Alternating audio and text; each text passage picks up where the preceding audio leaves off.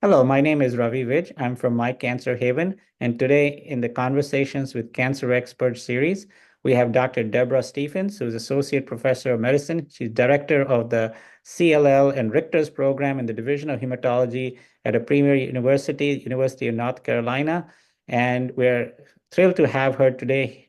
Welcome, Deborah. Yeah, thanks for the invitation.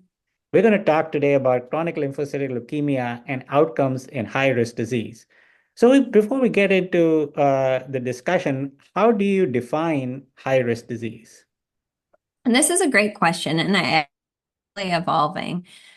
You've listed a few things that are really important. I mean, we have both clinical and molecular risk factors that we look at, and I think a key thing is checking these at diagnosis because these both help us to figure out if we can best advise the patients. Are they somebody who's going to need treatment very quickly with CLL, or are they potentially going to be somebody who could go the rest of their life without needing a treatment? And so I think some people say, well, if we're not doing treatment up front, why would we even check these? But I think it's actually pretty helpful to patients to give an idea of their outlook.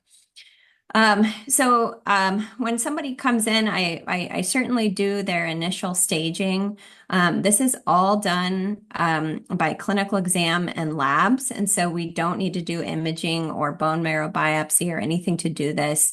In the United States, I use the RIE staging, and this is really just to give kind of a general idea because the diagnosis point of CLL is a little bit ambiguous because I mean, lots of times you look back at their labs and you think, gosh, they've probably had CLL for 2 years or something. So the date of diagnosis is a little bit ambiguous, but when they come to you and it's their first diagnosis, that's when I assign their clinical staging. Staging goes from 0 to 4. 0 is just a high white blood cell count, going to 1 with enlarged lymph nodes, 2 with a big spleen or liver, 3 with anemia, or 4 with thrombocytopenia. And so most people want to know their stage when they're